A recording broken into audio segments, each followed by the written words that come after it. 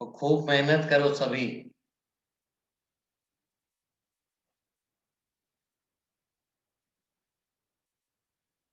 हाँ भाई, HC वर्मा हो गई वर्क पावर एनर्जी की आपकी पूरी। शाबाश।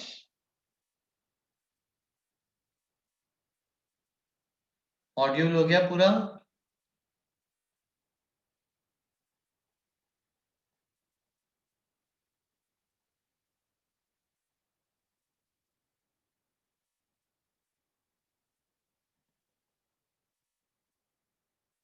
थोड़ी बची, कर लो बेटा। एक्सरसाइज भी कर लो, HC वर्मा भी कर लो। HC वर्मा अच्छी है वर्क पावर एनर्जी की बहुत।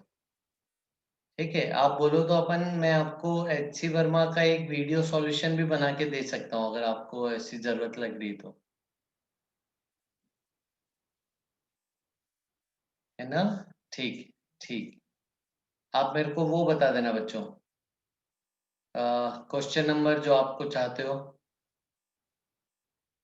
ठीक है, तो अपन उसके वीडियो सॉल्यूशंस बना सकते हैं। ठीक है, और जिन बच्चों की HC वर्मा पूरी हो जा रही है, जिन बच्चों को और एक्स्ट्रा टाइम मिल रहा है, उन बच्चों को मेरा सजेशन है 1 2 3 4 वाली बुक करनी चाहिए। उसमें और कठिन वाले प्रॉब्लम्स आपको मिलेंगे।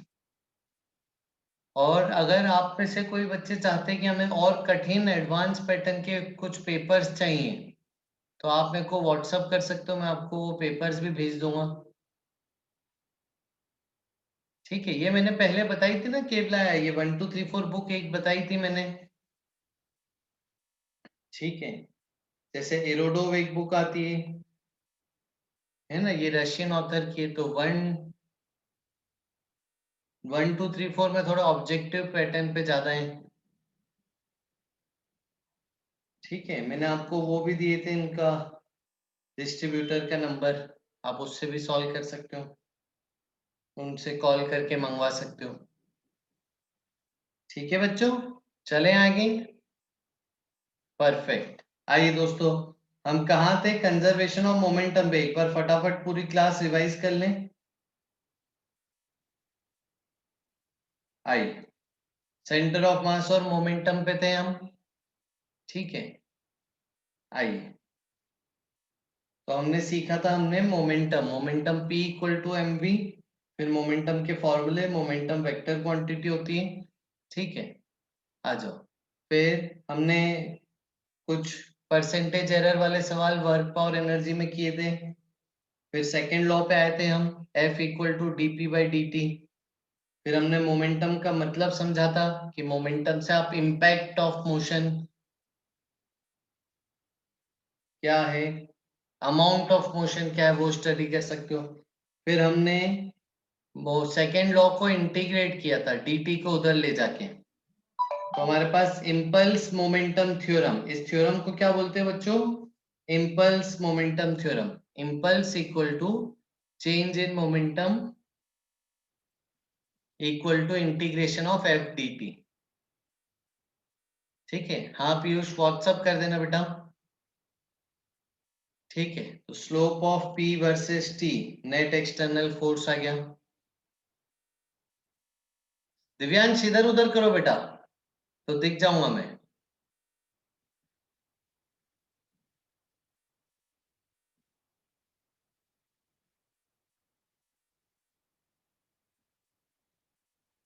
ठीक है, आइए, फिर हमने देखा था कि फोर्स और टाइम का एरिया आपको देगा इम्पल्स, और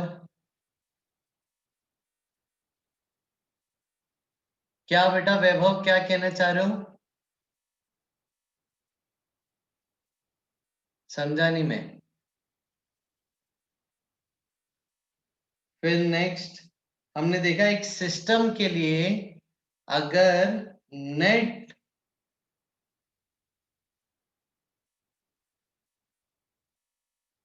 स्क्रीन प्रॉपर नहीं दिख रही है, स्क्रीन शेयरिंग नहीं दिख रही है, साइड बाय साइड लगाए मतलब,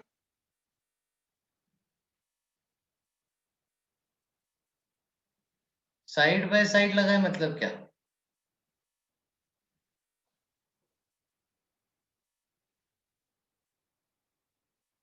एक ऑप्शन है सेटिंग में, ओके, सेटिंग में कौन सा ऑप्शन?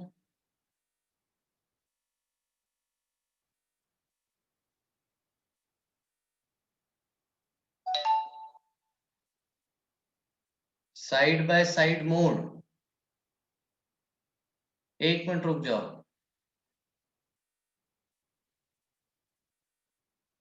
हाँ तो वो अच्छा है ना वैभव, उसके लिए तो सही है ना, वो मेरा वीडियो भी दिखे और स्क्रीन शेयरिंग भी दिखे तो अच्छा है।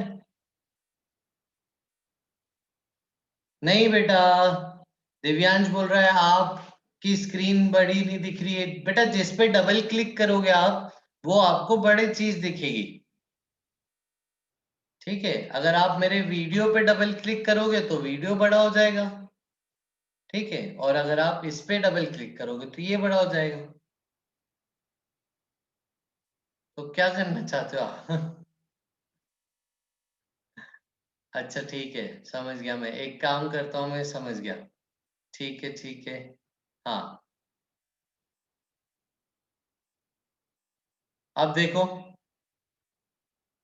अब स्क्रीन शेयरिंग बड़ी हो गई।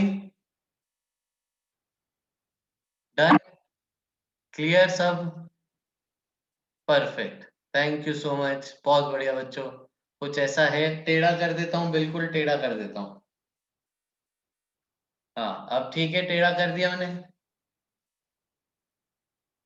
डन, परफेक्ट, क्या बात है, बहुत बढ़िया, ऑल सॉर्टेड। पढ़ाई चालू करें। सब सही है, बहुत बढ़िया, शाबाश। तो बच्चों हम थे कहाँ पे, हमने ये बहुत इंपॉर्टेंट चीज सीखी थी कि अगर किसी सिस्टम पे, अगर किसी सिस्टम पे नेट एक्सटर्नल फोर्स 0 है, अगर किसी सिस्टम पे नेट एक्सटर्नल फोर्स 0 है, तो उस सिस्टम का मोमेंटम कंजर्व रहेगा। ठीक है, नेट एक्सटर्नल फोर्स 0 है किसी सिस्टम पे, तो उस सिस्टम का मोमेंटम कंजर्व रहेगा, सिस्टम का मोमेंटम कांस्टेंट रहेगा। कब वैलिड है ये सिर्फ वैलिड है जब नेट एक्सटर्नल फोर्स सिस्टम पे 0। ठीक है, आओ फिर हमने एक केस किया था रिकॉइल वाला, ये आ गया था सबको?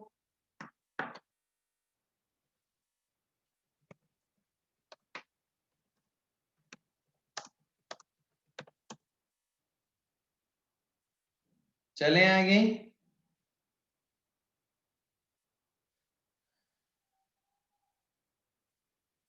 कोई डाउट यहां तक?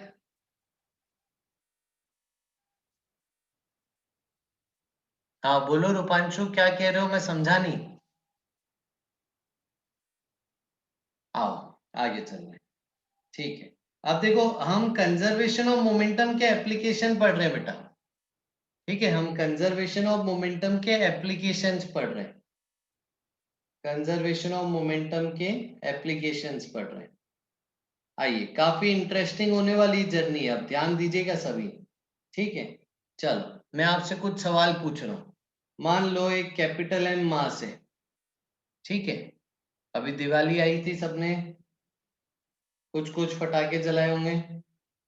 तो मान लो ये कैपिटल एम मास एक्सप्लोड हो गया, कुछ 3-4 टुकड़ों में एक्सप्लोड हो गया। ठीक है, अब मेरे को बताओ बच्चों एक चीज, एक्सप्लोजन में एक्सटर्नल फोर्स कौन सा हुआ? ये पड़े पड़े फट गया 4 टुकड़ों में, तो which is the external force responsible for explosion? कोई भी नहीं था, वो तो बस अपने आप पड़े पड़े फट गया, यानी एक्सप्लोजन किसके कारण हुआ? इंटरनल फोर्सेस के कारण, है ना? तो इंटरनल फोर्सेस के कारण हुआ। तो एक्सटर्नल फोर्स सिस्टम पे क्या है? 0, नेट एक्सटर्नल फोर्स 0 सिस्टम पे। तो क्या मैं कंजर्वेशन ऑफ मोमेंटम लगा सकता हूं? बिल्कुल, कंजर्वेशन ऑफ मोमेंटम में लगा सकता हूं, शाबाश।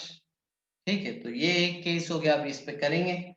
फिर आगे चलते हैं। अभी हमने देखा था जंप वाला केस कि एक आदमी स्मॉल एम का ये जंप करता है, ठीक है, फ्रिक्शनलेस जमीन पे प्लेटफॉर्म रखा हुआ है, ठीक है।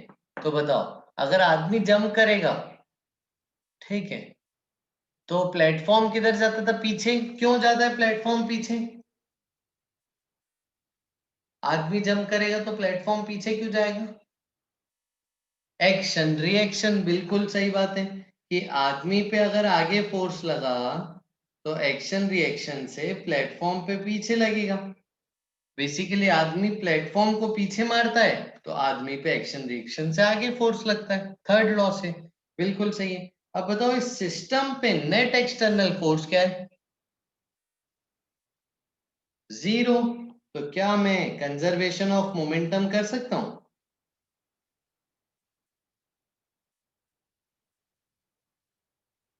बिल्कुल, हाँ सही है रूपांशु, सही है बेटा। तो नेट एक्सटर्नल फोर्स सिस्टम में 0 है तो कंजर्वेशन ऑफ मोमेंटम एप्लीकेबल है, ठीक है। आ जाओ, चलो एक गन है, ठीक है, गन में एक बुलेट है, स्मॉल एम मास की बुलेट है, कैपिटल एम मास की गन है। चलो फायरिंग हुई, ठीक है। फायरिंग के दौरान, फायरिंग के दौरान एक्सटर्नल फोर्स क्या है?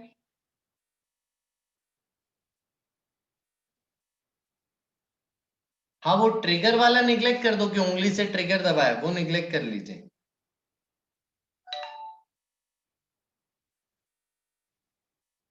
हाँ तो 0 है।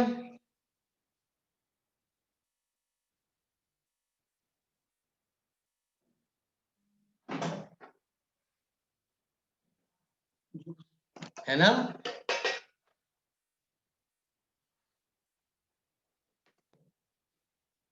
करेक्ट, है ना? तो फायरिंग में कोई एक्सटर्नल फोर्स नहीं है सिस्टम पे, तो कंजर्वेशन ऑफ मोमेंटम किया जा सकता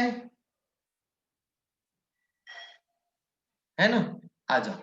तो अब बताओ मेरे को, अगर आप बुलेट पे देखो तो बुलेट को स्पीड मिली आगे, तो गन को किधर मिलती है स्पीड? पीछे। क्यों गन को पीछे स्पीड मिली?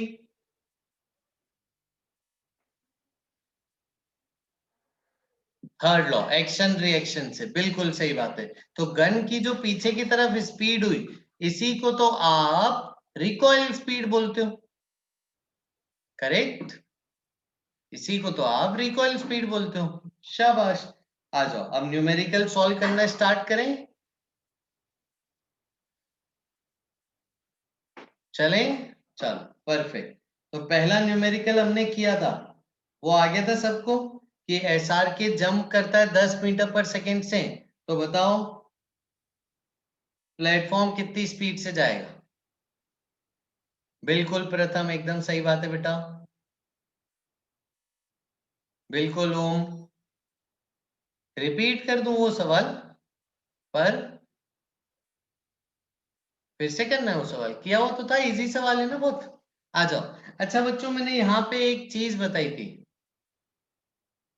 यहाँ पे मैंने एक चीज बताई थी कि आप जस्ट आफ्टर जंप डायग्राम कैसे बना रहे हो। मैंने बोला था कि इसको मैंने आगे अज्यूम कर लिया, ठीक है। कोई बताएगा मेरे को माइक चालू करके मैंने क्या समझाया था? हैंड रेज करोगे मैं आवाज चालू कर दूंगा आपकी। चलो पुष्कर का आवाज चालू कर देते हैं, हैंड रेज किया पुष्कर ने। बताओ पुष्कर, क्या सिखाया था मैंने? बोलो पुष्कर। माइक चालू है बेटा पुष्कर? कुछ बोल नहीं रहा पुष्कर, कैंसल। और कोई जो बोलना चाहता है हैंड रेज कर दीजिए।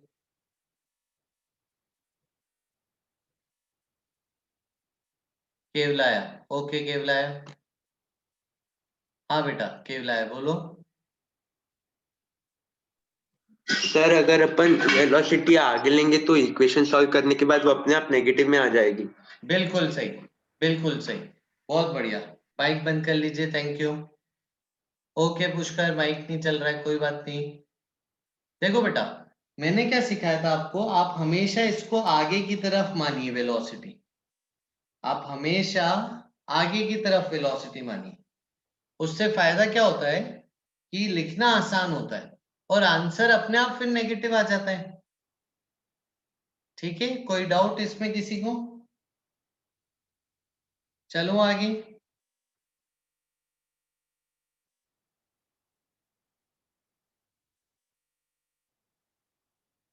है ना?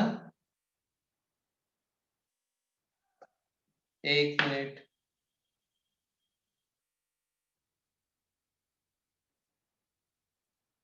हमारी स्क्रीन शेयर पॉज हो गई, एक मिनट।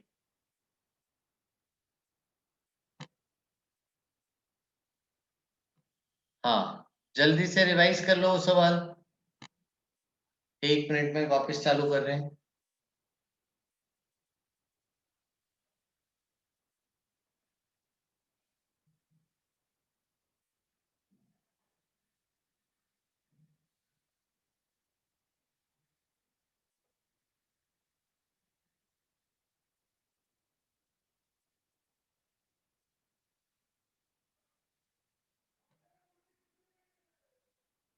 आइए, क्या बोल रहे हो बेटा?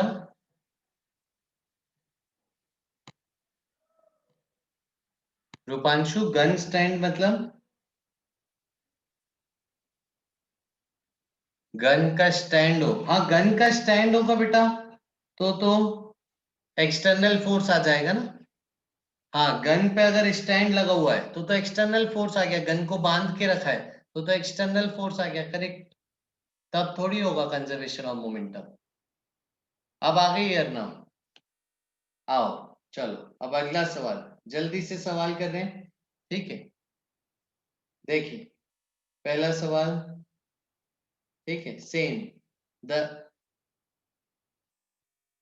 आई, तो पहला पार्ट है सवाल का जो हम कर चुके हैं, एसआर के जंप्स विथ स्पीड 10 मीटर पर second in forward direction, find speed of platform after jump, find speed of platform after jump। ये हम कर चुके हैं बच्चों लोग, है ना? फिर भी करेंगे एक बार। सेकंड पार्ट इंपॉर्टेंट है। अब सेकंड पार्ट देखें, इसमें थोड़ी सी ट्रिक है, अच्छे से समझिएगा। सेकंड पार्ट है एसआर के जंप्स विथ मजल स्पीड 10 मीटर पर सेकेंड। अब मजल स्पीड क्या होती है? That is jumps with speed 10 meter per second relative to platform after jump। ठीक है, तो मजल स्पीड हमेशा रिलेटिव स्पीड होती है। हमने सीखा था पहले, हाँ ट्रेन के रिस्पेक्ट में सीखा था काइनेमेटिक्स में, करेक्ट। यहाँ पे मैन की speed with respect to platform. जैसे गन से बुलेट फायर हुई तो बुलेट की मजल स्पीड यानी बुलेट की speed with respect to gun. तो आ जाओ, तो 10 मीटर पर सेकेंड मजल स्पीड से कूदा है, तो find speed of platform after jump.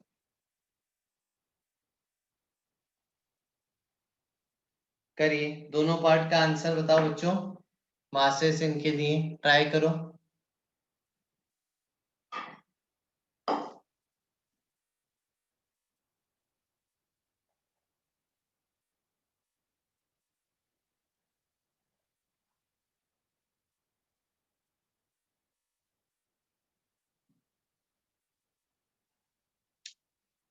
हाँ, फर्स्ट का 5 सही है, अपन कर चुके हैं ऑलरेडी।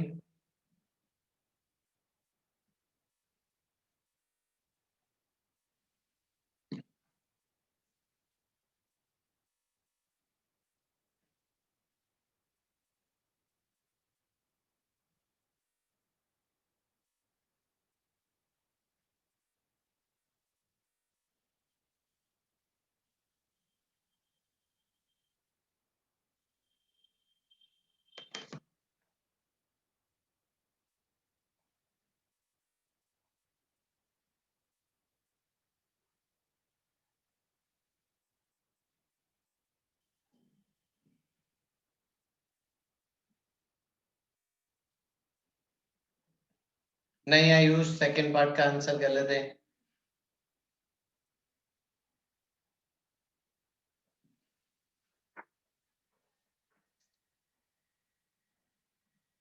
हाँ अमन, ऑलमोस्ट सही है, वैभव का सही है। अमन बेटा शायद एक जीरो मिसिंग है बेटा आंसर में, सेकंड में।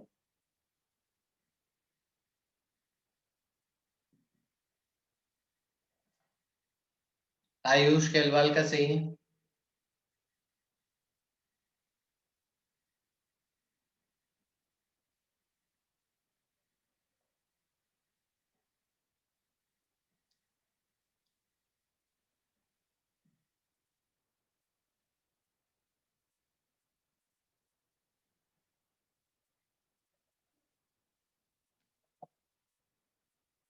बिल्कुल सही है अक्षर। इति बिल्कुल सही है।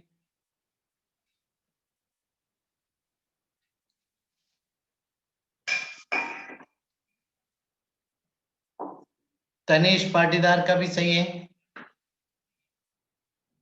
आओ करते हैं। चल, पहले केस का डायग्राम कैसे बनेगा दोस्तों? देखो डायग्राम जरूर बनाना, अब सवाल बड़े होंगे, अब सवालों में केसेस होंगे, पहले ये हो रहा है, फिर ये हो रहा है, फिर ये हो रहा है।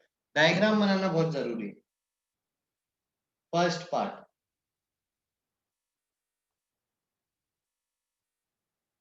रेस्ट पे था, फिर देखो जस्ट आफ्टर जंप, देखिए डायग्राम देखिए, जस्ट आफ्टर जंप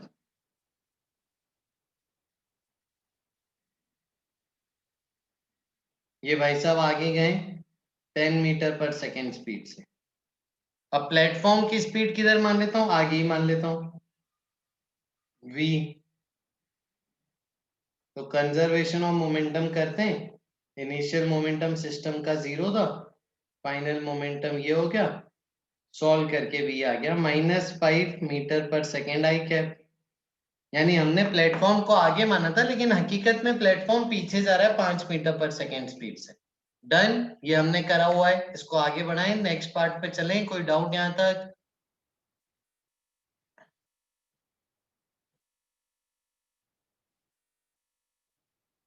परफेक्ट, बहुत बढ़िया। चलें आगे चलें। Yes sir. अब अगला केस, अगला केस बहुत जरूरी है।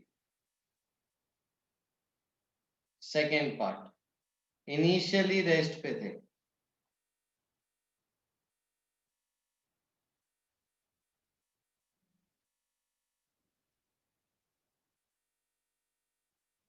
जस्ट आफ्टर जंप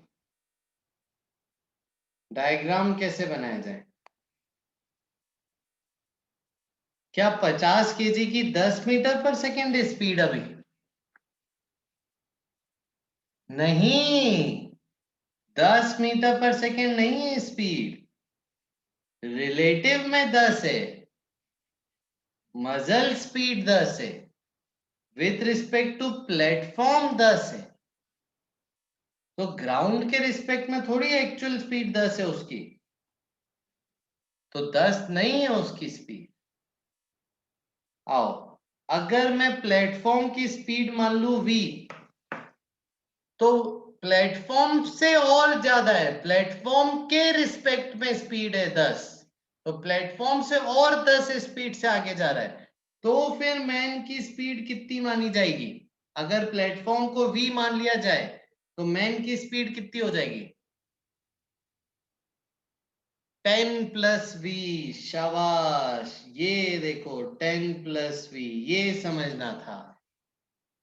ये डायग्राम देखो, आप डायग्राम समझो। आपने इसकी स्पीड v मान ली प्लेटफॉर्म की, तो मैन की प्लेटफॉर्म से ज्यादा है 10, प्लेटफॉर्म के रिलेटिव है 10, तो इसलिए 10 + v। अब आप कंजर्वेशन ऑफ मोमेंटम कर दीजिए। इनिशियल मोमेंटम 0, फाइनल मोमेंटम देखिए, देखो क्या मिला।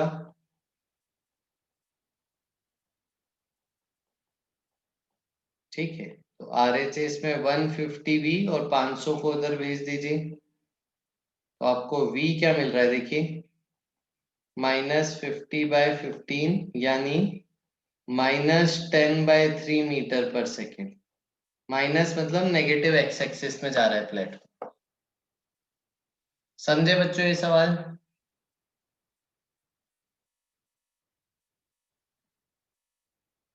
कोई डाउट यहां तक? अच्छे से लिखो, फिर मैं नेक्स्ट एक और तरीका बताऊं इसका करने का।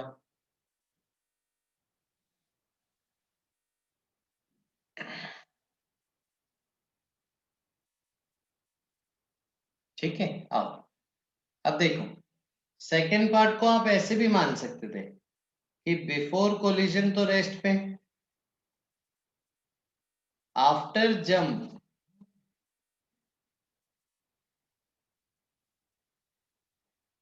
अब स्पीड 10 नहीं है मैन की। मान लो अगर प्लेटफॉर्म की v1 और मैन की स्पीड नहीं पता तो v2 मान लो, चलो ठीक है। तो कंजर्वेशन ऑफ मोमेंटम क्या करते हैं आप? 0 = 100 v1 प्लस 50 v2। ये आपकी एक इक्वेशन बनती, करेक्ट। और दूसरी इक्वेशन कहां से बनती? रिलेटिव की इक्वेशन, कि velocity of man with respect to platform equal to v man minus v platform equal to 10। ये दूसरी इक्वेशन। अब ये दो इक्वेशन बना के सॉल्व करो। अर्नव नेट में बेटा, ये पहले तो रेस्ट, अर्नव ये कैसी बात कर रहे हो? पहले तो रेस्ट पे था प्लेटफॉर्म, कूदने के कारण ही तो प्लेटफॉर्म को स्पीड मिली। दिव्यांश बोल रहा है मैंने ऐसे ही किया था। हाँ बिल्कुल, ऐसे भी कर सकते हैं आप, दोनों तरीके देखिए। ठीक है, आपने प्लेटफॉर्म की v1 v2 मैन की मान ली, प्लेटफॉर्म की v1 मैन की v2, तो कंजर्वेशन ऑफ मोमेंटम किया और रिलेटिव वेलोसिटी की इक्वेशन बनाई, दो वेरिएबल दो इक्वेशन सॉल्व कर लिया। या फिर जैसा मैंने किया, पहला तरीका ज्यादा इजी है अगर आपको लिखना अच्छे से आ जाए तो। ये प्लेटफॉर्म की v मान ली, तो मैन की v से 10 ज्यादा, तो 10 + v। समझे?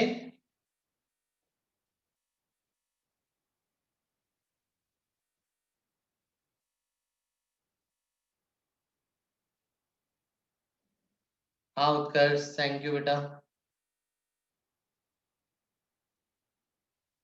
चलें आगे, कोई डाउट किसी को?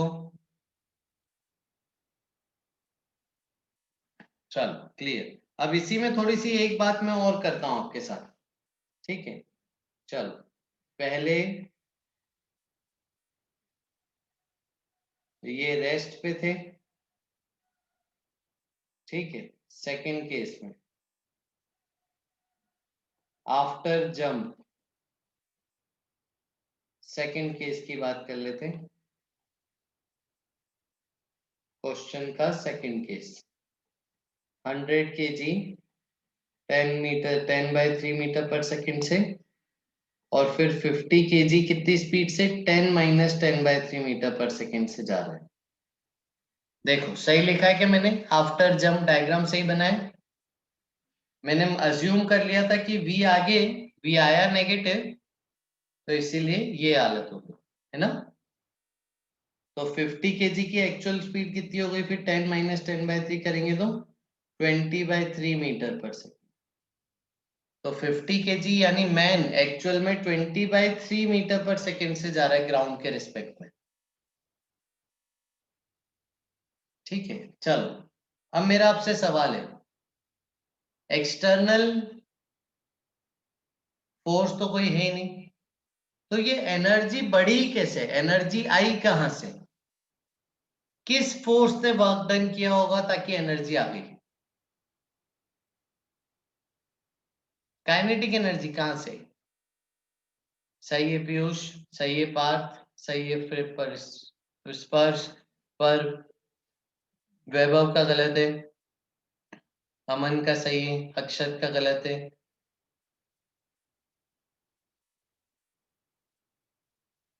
हाँ पुष्कर, नहीं अर्णव, ठीक है। प्रथम सुकेजा बोल रहा है, क्या बोला एक बार फिर से बोलो। मैं बोल रहा हूँ बेटा एनर्जी कहाँ से आई? जो काइनेटिक एनर्जी मिल गई, कोलिजन तो हुआ ही नहीं थी यहाँ पे, मैन रेस्ट पे था, प्लेटफॉर्म भी रेस्ट पे था। फिर क्या हुआ, मैन और प्लेटफॉर्म इसी स्पीड से निकल लिए, तो इनके पास काइनेटिक एनर्जी आ गई ना। हाँ, तो इंटरनल फोर्सेस ने वर्क किया है, internal forces have done work. तो हमने तो ये सीखा था कि इंटरनल फोर्सेस का वर्क डन 0 होता है, ये सीखा था क्या अपन ने वर्क पावर एनर्जी में? क्या कंडीशन थी, कब 0 होता था इंटरनल फोर्सेस का वर्क डन? जब रिजिड सिस्टम होता था, correct. Work done by internal forces 0 तब होता था when system is rigid.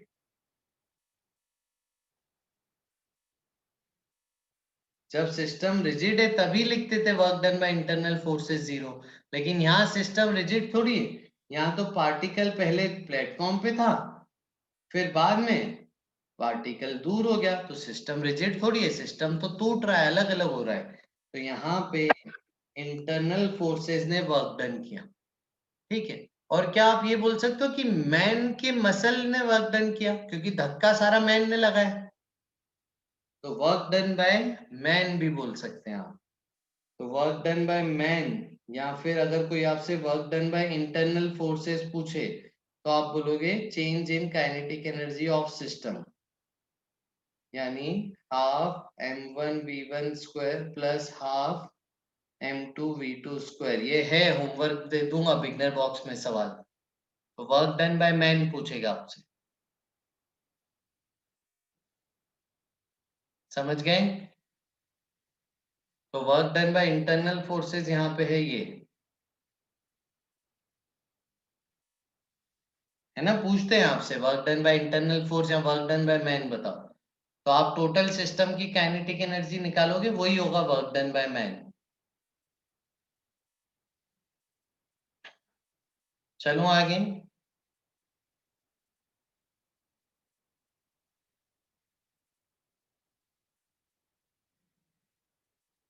Done, done, perfect. आओ आगे चल रहे हैं। अब अगला केस देखो, ठीक है। एक्स, हाँ बोलो विजय जीशु, बेटा क्या नहीं समझ आया? तुम क्लास में लेट आए ना विजय जीशु?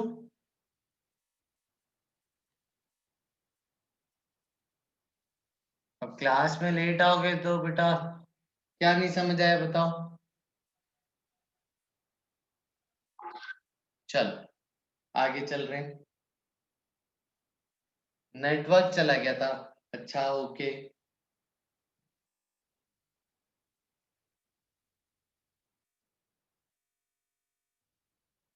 बेटा प्रथम पूरा आपको वो देना पड़ेगा, पूरा केस देना पड़ेगा प्रथम, ऐसे आधा केस नहीं दोगे, पूरा केस देखोगे तभी होगा। हाँ वेरी गुड विजय जीशु, रिकॉर्डिंग देख लेना बेटा, ज्यादा अच्छा है, क्लास का टाइम बच जाएगा ना। आओ अब अगला केस एक्सप्लोजन का एक बार केस देख लेना, ठीक है। चलो बच्चों, आपको सवाल क्या दिया देखो, कैपिटल एम मास है, रेस्ट पे था पहले, हॉरिजॉन्टल टेबल पे रखा हुआ है, फिर एक्सप्लोड होता है 4 टुकड़ों में, 4 इक्वल मासेस में एक्सप्लोड होता है, ठीक है। पहले की स्पीड आ जाती वी नॉट आई कैप, दूसरे की स्पीड आ जाती वी नॉट जे कैप में, तीसरे की स्पीड आती वी नॉट के कैप, चौथे की स्पीड बताओ कितनी आएगी? ये सवाल है, सवाल लिख लीजिए। Capital M explodes into 4 equal parts, capital M explodes into 4 equal parts, velocities of 3 parts is given, find velocity of the 4th part, find velocity of the 4th part, velocity of 3 parts is given, find velocity of the 4th part.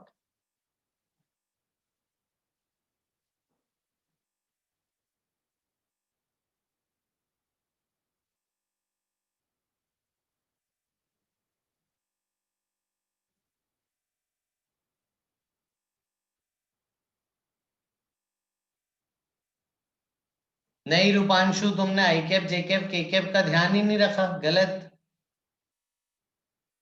हाँ आसिम, वैभव, आयुष सही है,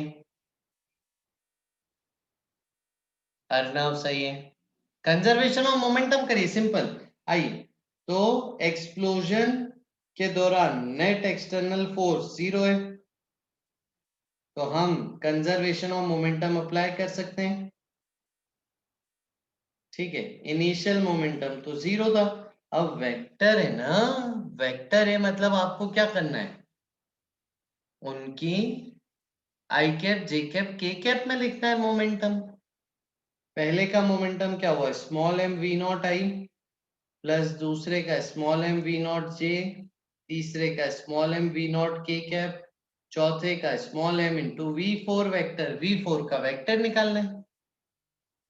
ठीक है, तो ये क्या हो जाएगा, सबको देखो एम मास तो कॉमन लेके कट जाएगा, इक्वल मास है ना सबके, और सबको उधर भेज दो, तो minus v naught i plus v naught j plus v naught k, ये आ जाएगा वी फोर वैक्टर।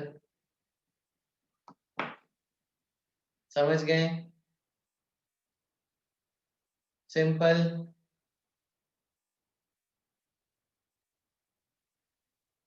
है ना। कंजर्वेशन ऑफ मोमेंटम लगाना है तो आपको वेक्टर्स का ध्यान रखना है बहुत अच्छे से।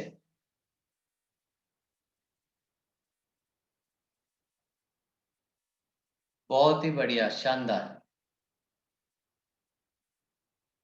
आइए अब आगे चलते हैं, आइए अब आगे चलते हैं नेक्स्ट।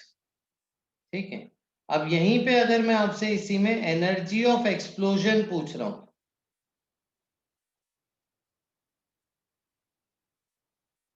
ठीक है, तो अब जरा देखो, एक बात बताओ, इनिशियल कितनी थी भाई एनर्जी, 0 काइनेटिक एनर्जी।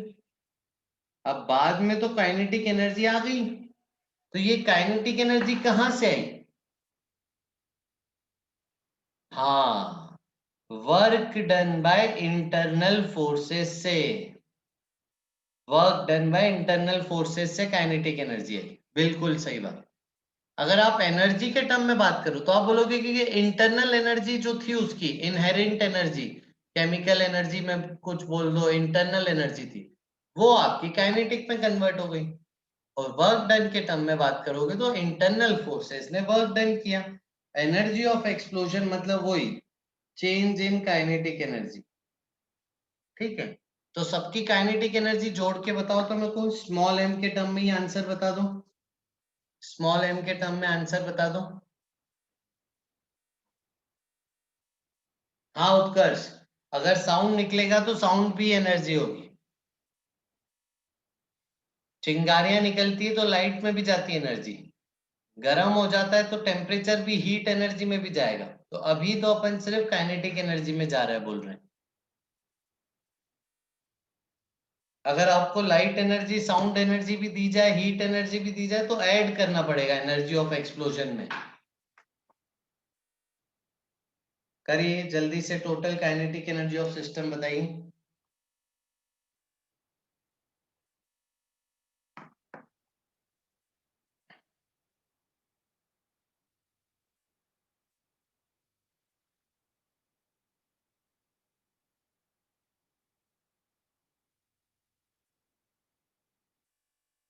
तो एक बच्चा नेगेटिव आंसर दे रहा है, काइनेटिक एनर्जी नेगेटिव कैसे हो सकती है।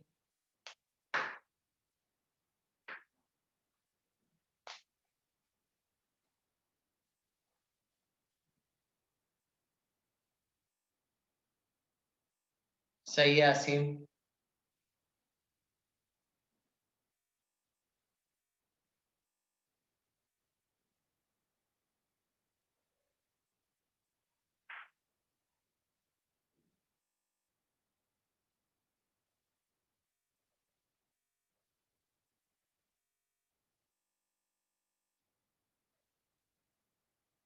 अब देखो, एक जना काइनेटिक एनर्जी आई कैप जे कैप में बता रहा है, अब काइनेटिक एनर्जी आई कैप जे कैप कैसे हो सकती है।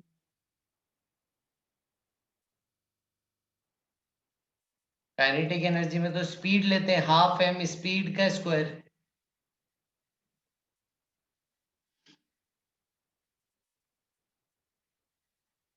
देखो एक जना 0 बता रहा है, काइनेटिक एनर्जी 0 कैसे आ रही है भाई? चारों पार्टिकल हवा में उड़ रहे हो, काइनेटिक एनर्जी 0 कैसे होगी बताओ?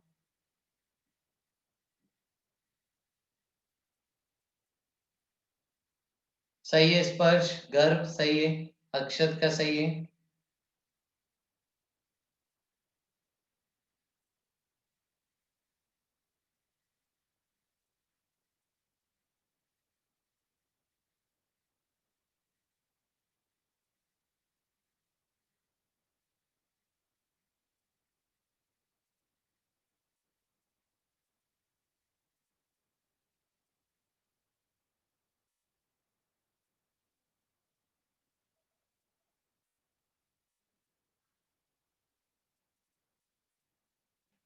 करेक्ट, अब आने लगा ना सबका सही,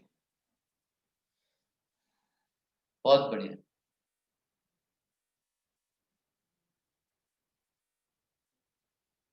आ जाओ।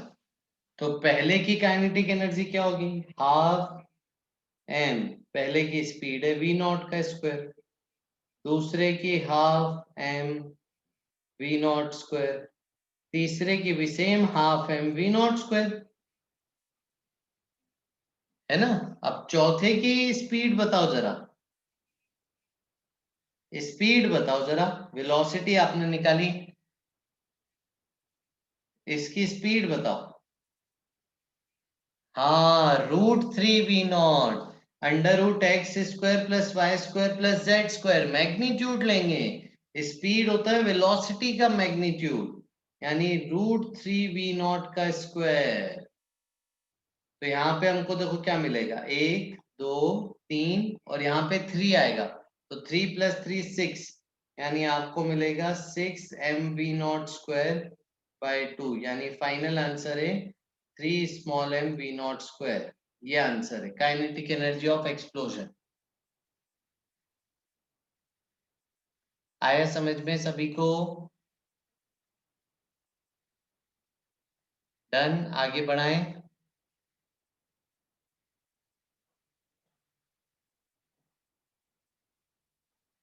पक्का? जल्दी जल्दी जवाब दो सब। शाबाश, शाबाश, शाबाश।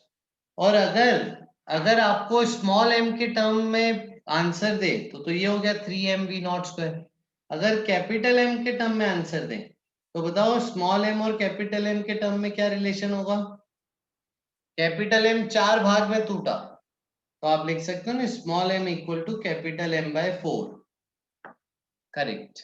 तो ये भी एक रिलेशन हो सकता है, यूज करें सवाल आंसर में, स्मॉल एम को आप कैपिटल m/4 लिख सकते। डन, आगे बढ़ाएं।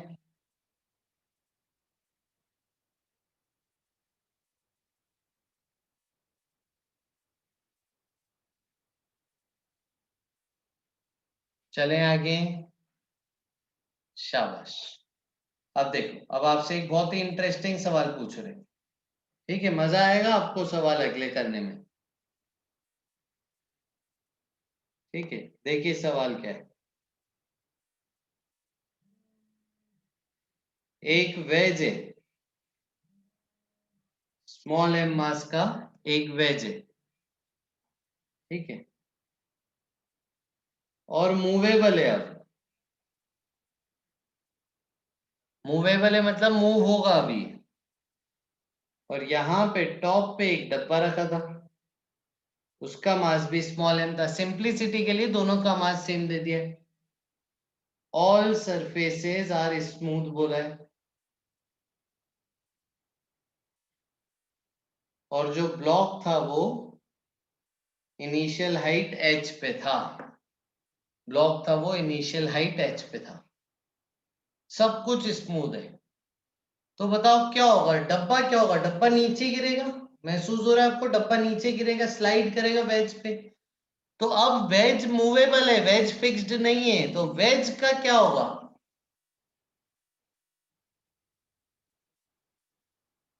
वेज पीछे जाएगा, शाबाश, वेज पीछे जाएगा। हाँ, तो डब्बा आगे जाएगा, वेज पीछे जाएगा। डब्बे को स्पीड आगे मिलेगी, वेज को स्पीड पीछे मिलेगी। एक्शन रिएक्शन से बोल सकते हो। ये पीछे वाली स्लाइड जिसको देखनी देख लो बेटा। कल सोनी पीछे वाली स्लाइड देख लो, मैं हटा रहा हूं।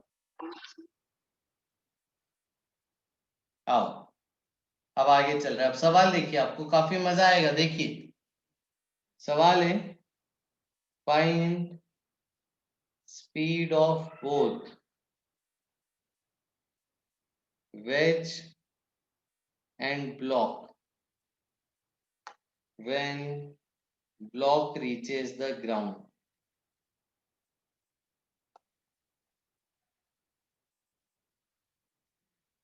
ठीक है, ये ब्लॉक नीचे फिसलते फिसलते यहाँ पे आ गया, तो ब्लॉक की स्पीड बतानी, वेज की भी स्पीड बतानी है। हाँ, मास इक्वल दे दिए बेटा दोनों, थोड़ा आसान हो जाएगा आपके लिए।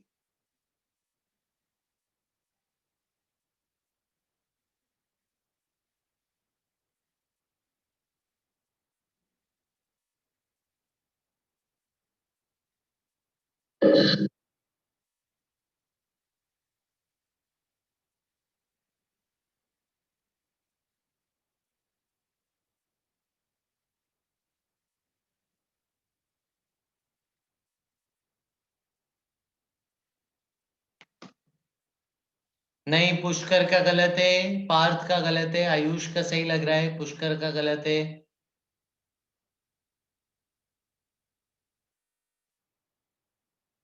सोचो अक्षत, सोचो। आसीम का गलत है, अर्णव का गलत है, वैभव का गलत है। सब लोग कंजर्वेशन ऑफ, सब लोग एक बेसिक गलती कर रहे हैं। √2 GH बता रहे बच्चे। √2 GH वालों, पोटेंशियल एनर्जी का loss kinetic energy of system में जाएगा बच्चा लोग। वेज की भी तो काइनेटिक एनर्जी आ गई, आप उसको क्यों गायब कर रहे हो?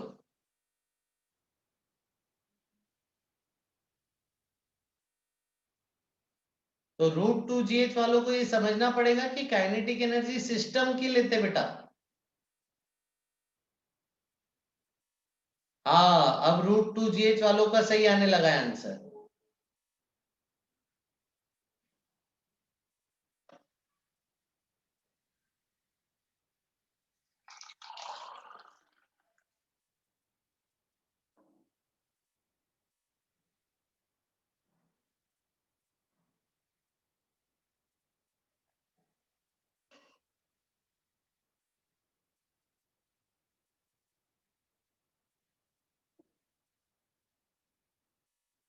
सोचो सोचो, सबसे पहले बच्चों डायग्राम जरूर बताना। हाँ, अर्णव वैभव सही है। अब पार्थ, सबसे पहले बच्चों डायग्राम जरूर बनाना, केस को एनालाइज करना सीखिए।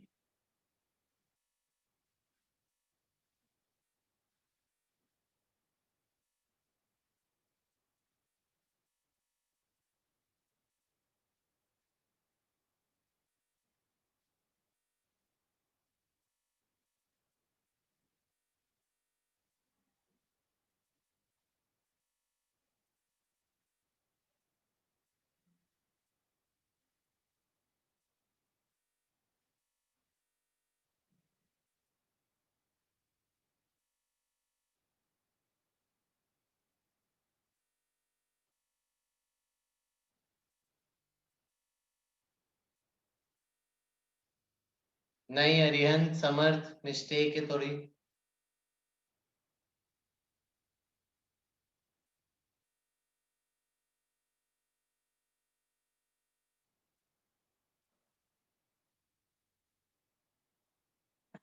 चलें आगे।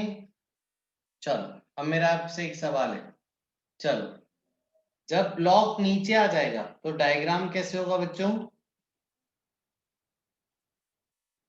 Just after block reaches ground.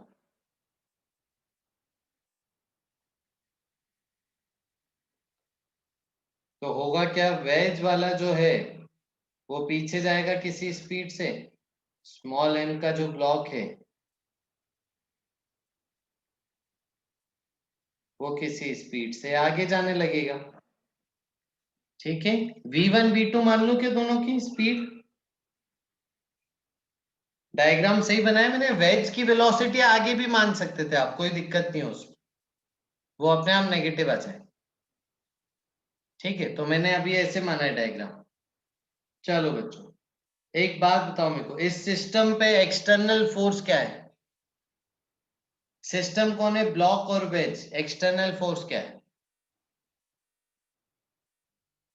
नहीं नहीं, है एक्सटर्नल फोर्स है। जो बच्चे बोल रहे नहीं है वो गलत बोल रहे हैं, एक्सटर्नल फोर्स है।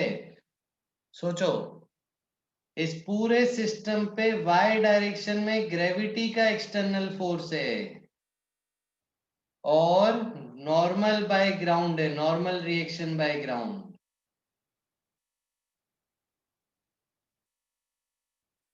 इस पूरे सिस्टम पे एक्सटर्नल फोर्स है। तो देखो, एक्सटर्नल फोर्स, लेकिन खास बात क्या है, ओनली इन वाई एक्सिस। ठीक है, एक्सटर्नल फोर्स एक्स एक्सिस में क्या है, 0। तो क्या मैं कंजर्वेशन ऑफ मोमेंटम कर सकता हूं? वाई में भले नहीं कर सकते हो, लेकिन एक्स में जरूर कर सकते हो। Conservation of momentum x axis में एप्लीकेबल है।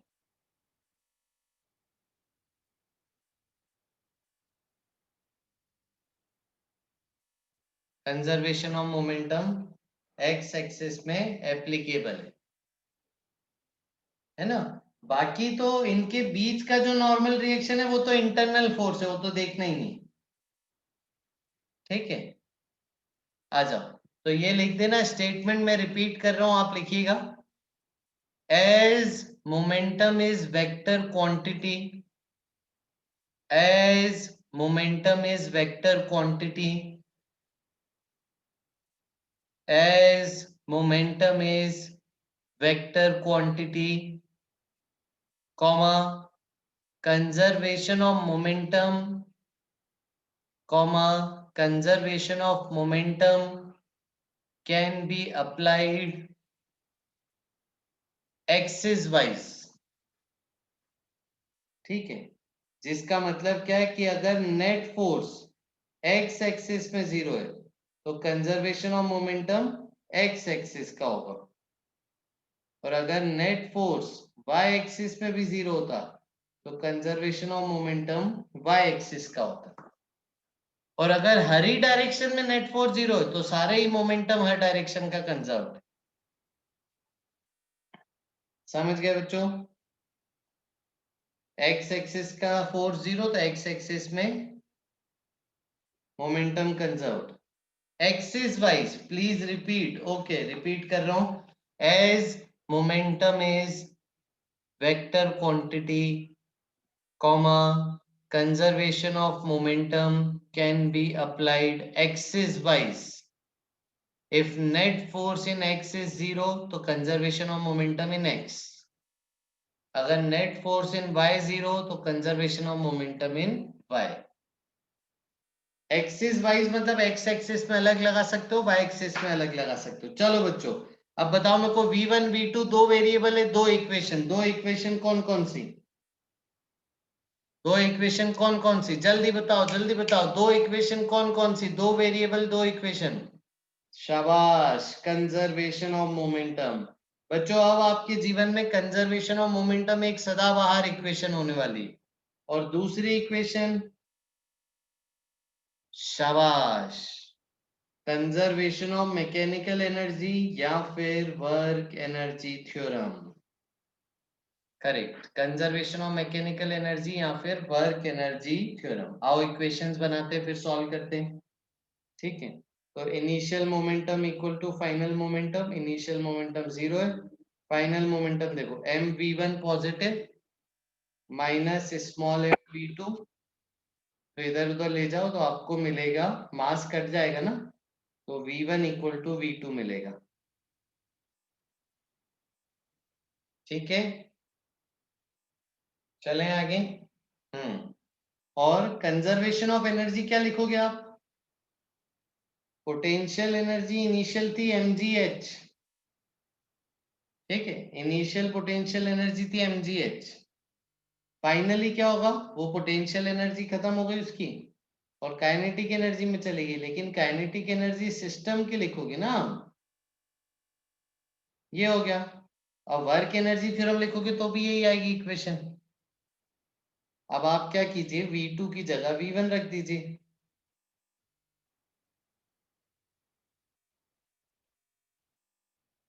क्योंकि V2 V1 बराबर है, तो V2 की जगह आप V1 रख दीजिए। तो आपको क्या मिला, देखो हाफ हाफ क्या हो गया, ऐड होके mv1 square equal to mgh, mass से मास कट गया, स्पीड 1 आ गई √gh, और स्पीड 2 भी इक्वल है, यानी इसीलिए √gh आ गई, दोनों स्पीड आ गई √gh।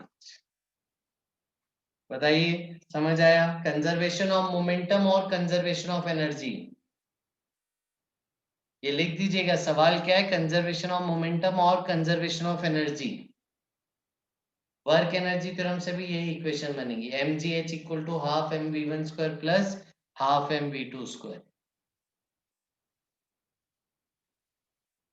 मजा आया? तो ब्लॉक नीचे गिरते गिरते जा रहा है, वेज पीछे जा रहा है, और दोनों अलग हो गए, अलग अलग जाने लगे, तो कंजर्वेशन ऑफ मोमेंटम और कंजर्वेशन ऑफ एनर्जी लगाना है।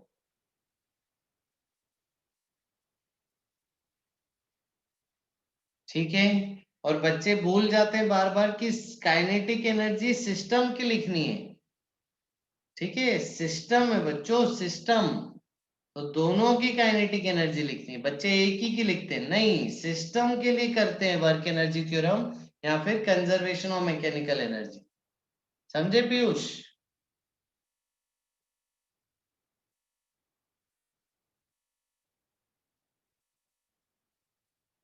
ठीक है, दूं आके बुलाया अभी, हो गया, हटाएं इसको।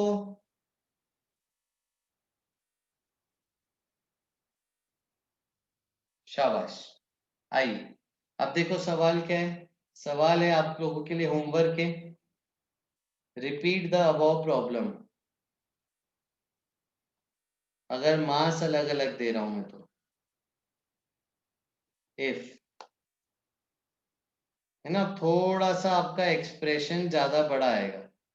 वेज का मास है कैपिटल M, और ब्लॉक का मास है स्मॉल m।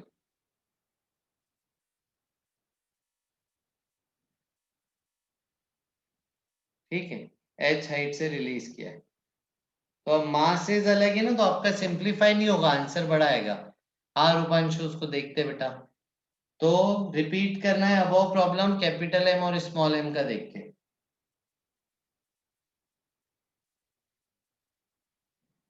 अभी है, थोड़ी बैटरी चल जाएगी। ठीक है, चलें आगे। शाबाश। अब देखो, अरिहंत ने एक बहुत अच्छा सवाल पूछा है। अरिहंत क्या पूछ रहा है कि सर आपने वेज की पोटेंशियल एनर्जी क्यों नहीं लिखी। अच्छा सवाल है ये भी, कि सर आपने वेज की पोटेंशियल एनर्जी क्यों नहीं लिखी।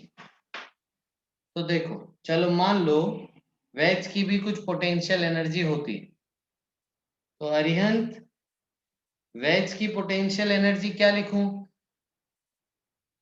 कुछ मान लो 10 जूल। ठीक है, तो बताओ बेटा, बाद में वेज की पोटेंशियल एनर्जी और पहले वेज की पोटेंशियल एनर्जी में क्या चेंज आया। वेज का शेप तो एग्जैक्टली जैसा है वैसा ही है, वेज के शेप में ऊपर नीचे तो कुछ हुआ ही नहीं, यानी वेज की जो एनर्जी LHS में होती, वही वेज की एनर्जी RHS में होती, तो वो कट जाती, है ना। हाँ, पर बोल सकते हैं, इसीलिए वेज की पोटेंशियल एनर्जी नहीं है। ठीक है बच्चों, तो ये होमवर्क है आप लोगों का। आपको स्पीड बतानी है दोनों की, वेज की और ब्लॉक की। इस बार मासेस अलग अलग हैं, वेज का कैपिटल M है, ब्लॉक का स्मॉल m है, मासेस अलग अलग हैं। ठीक है, कर सकते हैं। नहीं बेटा वैभव, इसमें नहीं करेंगे, इसमें mg का है ना।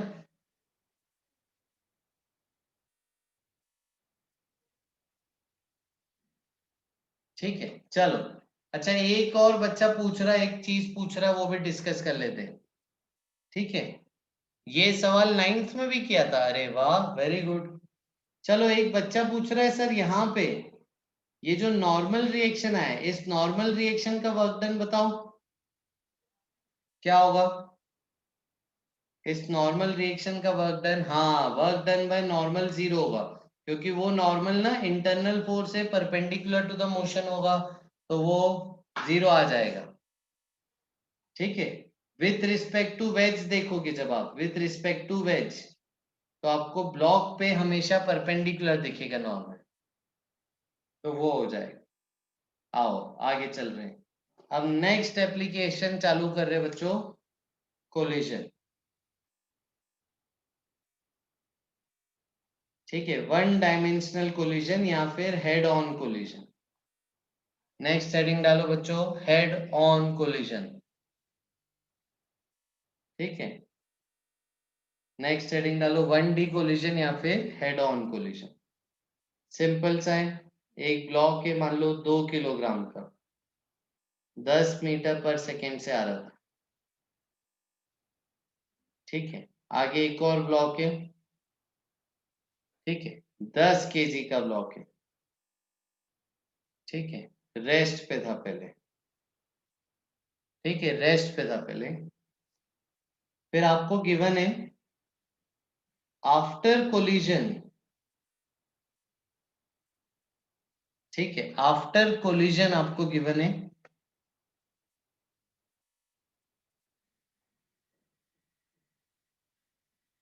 10 केजी की वेलोसिटी हो गई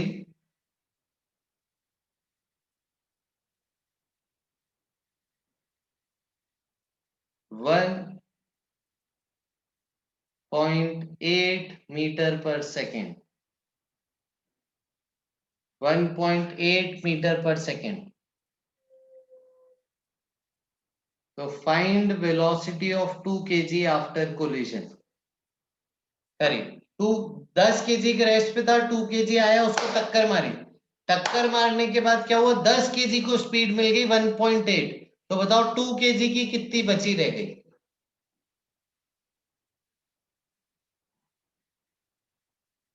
सही, संकल्प आयुष सही, अर्णव सही, विधान केवलाया अक्षत अरिहंत पुष्कर पीयूष सही, आंचल सही, इति सही है, शशांक,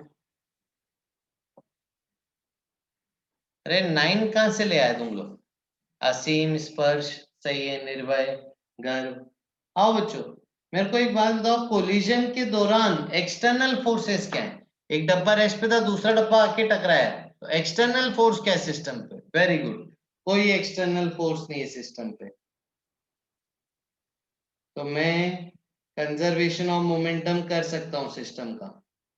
इनिशियल मोमेंटम कितना है सिस्टम का, m इंटू वी, और 10 केजी रेस्ट पे था, तो 10 केजी का 0 है, ठीक है। फाइनल मोमेंटम क्या होगा, 2 इंटू वी प्लस 10 इंटू 1.8, देखो m1v1 m2v2 करते गए। अब इसको आप सॉल्व करोगे तो आपको क्या मिलेगा, 20 इक्वल टू 2v प्लस 18, तो 20 माइनस 18 2 बचेगा, तो v आ जाएगा 1 मीटर पर सेकेंड।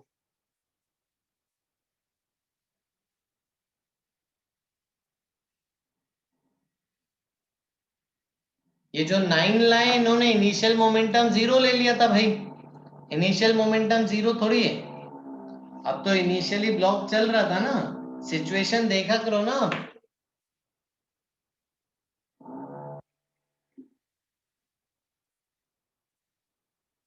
है ना। चलो अब यहां पे मैं आपसे एक सवाल पूछ रहा हूं, relative speed just after collision बताइए। बच्चों ये जेएससी का मतलब है जस्ट आफ्टर कोलिजन, और relative speed just before collision बताइए। सही है विधान, नहीं अक्षर,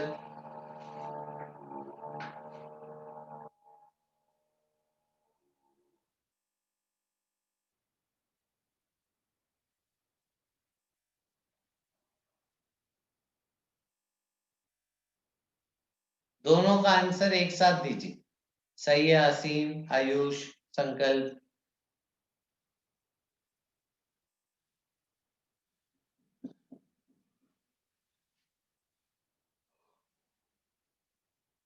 सही है निर्भय, पुष्कर, केवलाया। अच्छा, एक दो बच्चे आंसर नेगेटिव दे रहे हैं। अरे भैया, स्पीड नेगेटिव थोड़ी होती है, स्पीड तो हमेशा पॉजिटिव होती है, स्पीड तो हमेशा पॉजिटिव होती है। चलो, तो JBC ये मैं बहुत यूज करूंगा, ठीक है बेटा। जस्ट बिफोर कोलिजन आपके हालात क्या थे? ये हालात थे। तो स्पीड तो एक ही की थी, दूसरे की स्पीड ही नहीं है, तो रिलेटिव स्पीड वही हो गई 10 मीटर पर सेकेंड। चलो, फिर आ जाओ जस्ट आफ्टर कोलिजन।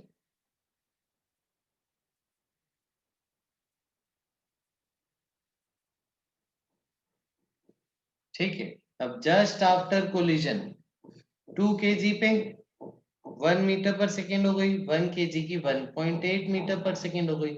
अब ये सेम डायरेक्शन में यार दोस्तों, स्पीड सेम डायरेक्शन में होती तो याद है, सब्ट्रैक्ट करते हैं, तो रिलेटिव स्पीड हो गई 0.8 मीटर पर सेकेंड। करेक्ट। अब देखो यहाँ पे हम एक कोफिशिएंट ऑफ रेस्टिट्यूशन डिफाइन कर रहे हैं, ये बहुत काम आएगा आपको कोलिजन के दौरान। इसका फॉर्मूला है relative speed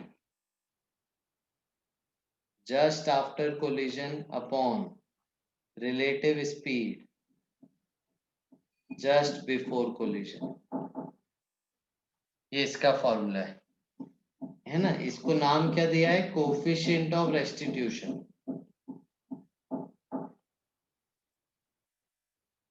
coefficient of restitution, ठीक है। नहीं, ये वो मैथमेटिक्स वाला ई नहीं है, ये अलग से सिंबल है, कोफिशिएंट ऑफ रेस्टिट्यूशन। इसकी डेफिनेशन क्या है? Relative speed just after collision upon relative speed just before collision, है ना। तो ये ध्यान रखना बच्चों, A अपॉन बी है, आफ्टर अपॉन बिफोर, है ना। बच्चे इसमें गड़बड़ी करते हैं, तो just after collision upon just before collision, A upon B, ये ध्यान रखेंगे। After upon before, relative speed after upon relative speed before. चलो बच्चों, इस सवाल में बताओ E की वैल्यू कितनी है?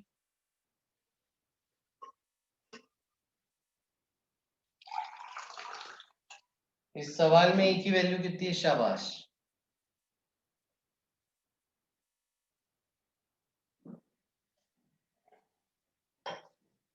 बिल्कुल सही। अर्नव ने देखो फिर गलत कर दिया, है ना। आफ्टर अपॉन बिफोर करने की जगह अर्नव ने उल्टा कर दिया। तो आफ्टर कोलिजन थी 0.8 रिलेटिव स्पीड, बिफोर कोलिजन है 10, तो E फॉर दिस कोलिजन कितना है? 8/100, यानी 0.08। यूनिट नहीं है इसका, क्योंकि यूनिट कट जाएगा। ठीक है, नहीं नहीं बेटा, ये मैथ्स का कांस्टेंट नहीं है, यूलर्स कांस्टेंट, नेपियर्स कांस्टेंट, वो नहीं है ये। ठीक है, ये फिजिक्स की एक फिजिकल क्वांटिटी है। ठीक है, कोफिशिएंट ऑफ रेस्टिट्यूशन नाम है, सिंबल है E। ठीक है, आइए आगे चल रहे हैं। अब देखो, कोलिजन ना आपके 3 प्रकार के कोलिजन है। ठीक है, 3 प्रकार के कोलिजन आने वाले हैं। पहला आने वाला है इलास्टिक कोलिजन, ठीक है। दूसरा आने वाला है इन इलास्टिक कोलिजन,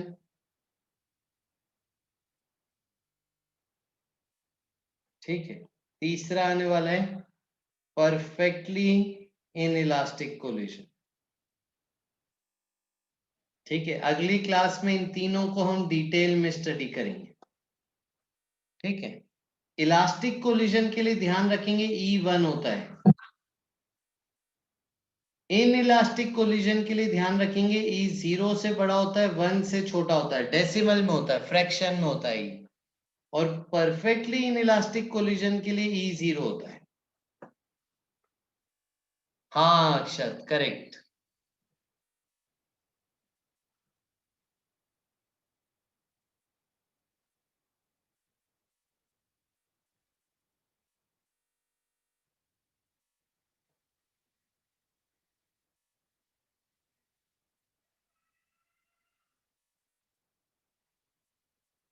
ठीक है, हाँ पीयूष। तो ई की वैल्यूज याद रख लीजिए, अभी इसको नेक्स्ट क्लास में आगे बढ़ाएंगे।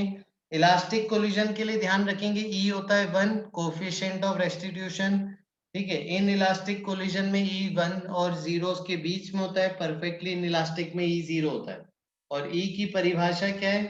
ई की परिभाषा है relative speed just after collision upon relative speed just before collision. Detail में हम इसको नेक्स्ट क्लास में पढ़ेंगे। हाँ ई यूनिटलेस है। नहीं नहीं नहीं वैभव, ऐसे नहीं, करेंगे अपन discuss.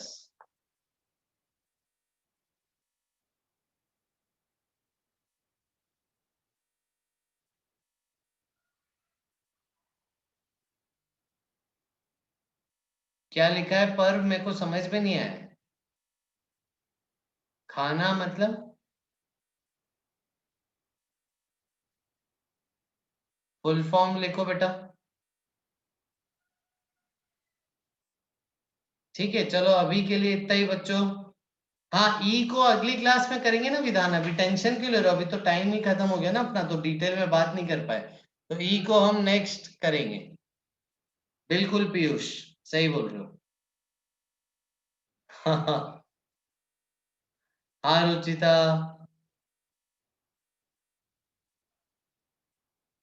Thank you so much बच्चों, थैंक यू सो मच। आप लोग मीटिंग लीव कर सकते हो, मैं एंड कर देता हूँ मीटिंग। एंड नहीं करो, चलो ठीक है, मीटिंग एंड नहीं करता हूँ, ठीक है। आप लोग ब्रेक ले लीजिए। थैंक यू सो मच बच्चों, टेक केयर, बाय बाय। अभी ठीक है अर्शल, अभी ठीक है। थैंक यू बच्चों, bye bye, take care, bye.